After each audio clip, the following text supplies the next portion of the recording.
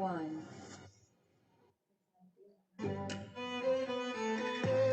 Assalamualaikum warahmatullahi wabarakatuh. Selamat pagi anak-anak.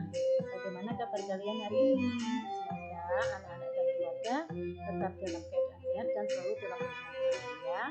Mohon maaf hari ini masih sendiri lagi Bu Erwin ya. Kita doakan saja berterima sehat selalu supaya bisa segera bergabung dengan kita lagi. Nah, hari ini kita akan belajar masih di tema 9 kayaknya negeriku, tepatnya pada pokok bahasan sumber energi. Sebelum kita mulai pembelajaran kita, langsung saja kita lihat apa saja tujuan pembelajaran kita hari ini ya. Yang pertama, tujuan belajar kita hari ini yaitu nanti diharapkan anak-anak akan mengetahui apa itu sumber energi yang tidak dapat diperbarui. Yang kedua, anak-anak juga akan mengetahui apa itu sumber energi yang dapat diperbarui. Yang ketiga, anak-anak akan mengetahui kewajiban terhadap sumber energi. Dan pastinya selain kewajiban, anak-anak juga akan mengetahui hak kita terhadap sumber energi. Nah, langsung saja kita mulai ya nak ya. Seperti yang kita ketahui bahwa sumber energi terbesar di bumi ini yaitu adalah, betul sekali, matahari sebagai sumber energi yang terbesar. Nah, dari berbagai macam sumber energi itu secara garis besar sumber energi itu dibagi menjadi dua anak-anak. Ya, yang pertama di sini adalah yang disebut dengan sumber energi yang tidak dapat diperbarui. Kalau dilihat sekilas hampir sama dengan sumber daya alam kemarin. Tetapi kalau di sini sekarang yang kita bahas bukan sumber daya alamnya, namun sumber energi yang tidak dapat diperbarui. Nah, sumber energi yang tidak dapat diperbarui itu yang seperti apa? Sumber energi yang tidak dapat diperbarui ini disebut juga dengan istilah sumber energi tak terbarukan. Nah, sumber energi ini tidak dapat diperbarui lagi. Kenapa sumber energi ini tidak dapat diperbarui lagi? Karena sumber energi ini berasal dari hasil fosil. Fosil itu adalah hewan dan tumbuhan yang sudah ratusan bahkan jutaan tahun mati, kemudian tertumpuk di dalam tanah dan mengendap. Nah, itulah yang disebut dengan fosil. Makanya sumber energi ini tidak dapat diperbarui. Jadi sebetulnya bisa diperbarui, namun proses pembentukannya membutuhkan waktu yang sangat lama, yaitu ratusan hingga jutaan tahun. Nah, karena prosesnya yang lama inilah sehingga menyebabkan tidak dapat diperbarui. Dan sumber energi yang tidak dapat diperbarui ini salah satunya bisa saja berasal dari mineral alam. Ya, contoh mineral alam itu contohnya uranium. Nah, kemudian karena prosesnya yang membutuhkan waktu cukup lama tadi sehingga tidak dapat diperbarui, maka ketersediaannya di alam sangat terbatas. Nah, seperti itu.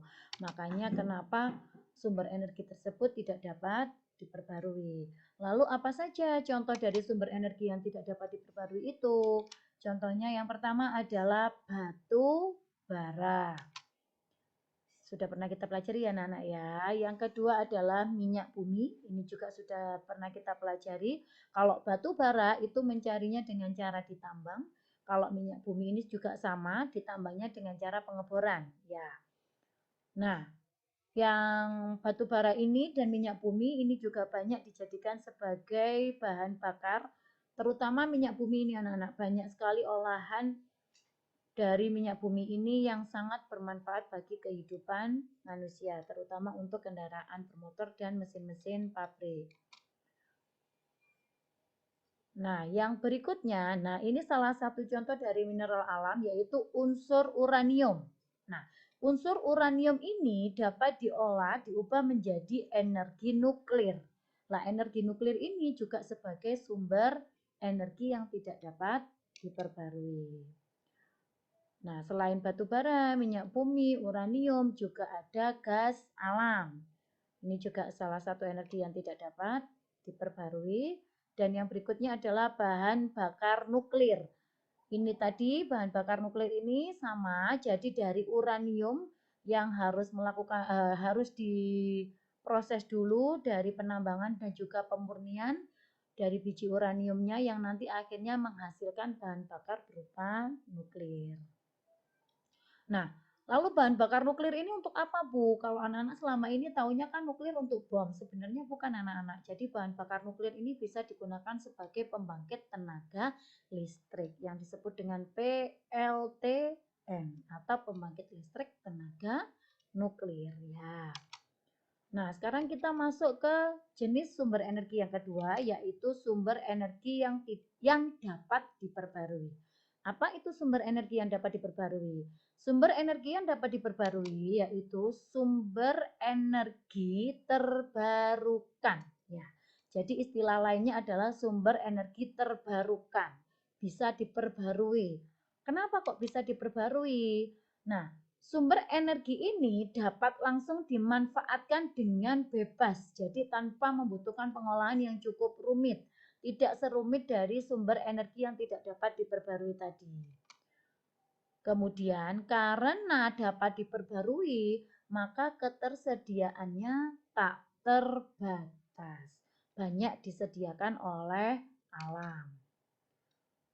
Nah, karena itu sumber energi ini bisa dimanfaatkan secara terus-menerus. Namun perlu diingat, meskipun sumber energi ini jumlahnya tak terbatas, dapat langsung digunakan dengan bebas dan dapat diperbarui, namun kita harus tetap bisa menggunakannya secara bijak. Apa itu maksudnya? Kemarin sudah kita bahas, harus menggunakan sesuai dengan kebutuhan, menggunakannya secukupnya. Kenapa? Kembali lagi, meskipun dapat diperbarui, di sini kan ada proses pembentukan. Nah, proses pembentukannya bukan berarti hari ini digunakan berarti besok sudah tumbuh lagi, tidak seperti itu. Tetap membutuhkan proses, tetapi prosesnya tidak perlu seperti yang tidak terbarukan tadi. Prosesnya tidak harus ratusan atau jutaan tahun.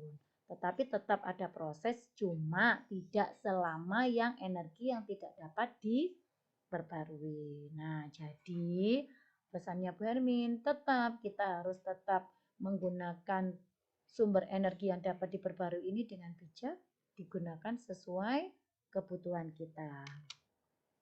Nah, apa saja contoh dari sumber energi yang dapat diperbarui? Yang pertama yaitu adalah angin.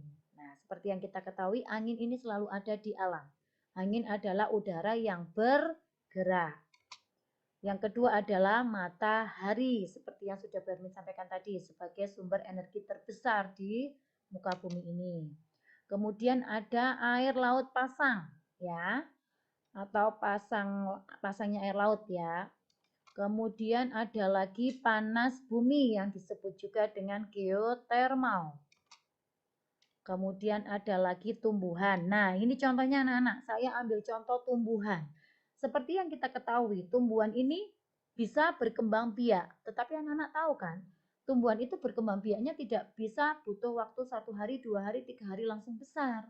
Membutuhkan waktu yang bisa berbulan-bulan, bahkan bisa juga tahunan kan. Nah, itu yang dimaksud. Jadi meskipun sumber energi yang dapat diperbarui ini masih bisa diproduksi terus-menerus, tetapi kita harus tetap bisa menggunakannya sesuai kebutuhan, dihemat penggunaannya. Berikutnya adalah biogas. Nah, biogas itu sendiri apa? Biogas ini sumber energinya itu berasal dari, saya ambil contoh, kotoran hewan ternak bisa, kotoran manusia juga bisa. Nah, kotoran ini ditampung pada bak penampungan ya, biasanya dibuat seperti apa ya anak-anak ya, seperti kolam ya. Itu untuk penampungannya kotoran hewan ternak ataupun kotoran manusia juga bisa. Lalu, setelah ditampung ini nanti akan muncul banyak gas dari kotoran itu.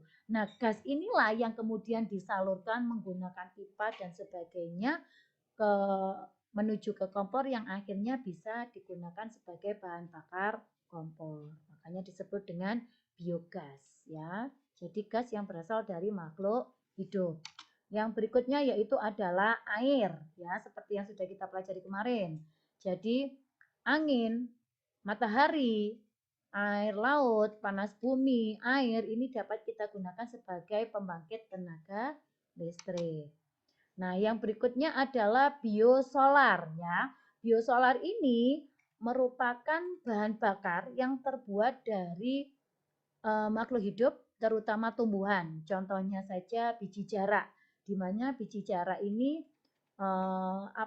bisa menghasilkan minyak yang kemudian minyaknya ini bisa digunakan sebagai bahan bakar. Biosolar ini biasanya disebut juga biodiesel sebagai pengganti dari solar. Jadi kalau solar kan dari minyak bumi anak-anak. Kalau biosolar ini tadi seperti solar, ya, bahan bakar seperti solar, tetapi yang berasal dari tumbuhan. Kemudian seperti biogas tadi, ini sebagai gantinya gas LPG yang dari gas alam. Tetapi kalau ini diambilnya dari kotoran hewan ternak ataupun kotoran manusia. Nah, mengingat ada banyak jenisnya tadi sumber energi, kita harus bijak menggunakannya. Kita berhak untuk menggunakan, tetapi kita juga wajib untuk melestarikannya. Lalu bagaimana kewajiban kita terhadap sumber energi tadi? Yang pertama, kita harus menggunakan seperlunya sesuai kebutuhan kita. Yang kedua, memanfaatkan teknologi dan peralatan yang ramah lingkungan pastinya. Yang ketiga, menjaga dan melestarikan alam untuk menjaga ketersediaan sumber energi. Contohnya saja tadi tumbuhan dan juga air, ya, supaya tetap terus ada. Misalnya dilakukan reboisasi. Dengan melakukan reboisasi kan akar tanaman akan menyerap air. Misalnya ada hujan turun. Nah, hujan itu tidak semata-mata semuanya turun di atas permukaan tanah, kemudian mengalir ke sungai, ke laut. Tetapi hujan itu ada yang meresap ke dalam tanah dan akhirnya diserap oleh akar tanaman yang kemudian disimpan oleh akar tanaman itu dan disimpan di dalam tanah menjadi sumber air. Nah, berikutnya menggunakan energi alternatif atau energi pengganti. Jadi contohnya tadi listrik bisa dihasilkan dari energi panasnya matahari, energi angin, energi air. Nah, itu terus apa tadi panas bumi, pasang air laut. Nah, itu menunjukkan sebagai penggunaan energi alternatif untuk pembangkit tenaga listrik, misalnya seperti itu. Nah, kalau kewajiban ini sudah kita lakukan, maka kita juga mempunyai hak untuk menggunakan sumber energi tersebut. Apa saja hak kita? Pastinya kita mempunyai hak untuk menggunakan energi itu dalam menunjang kegiatan kita sehari-hari.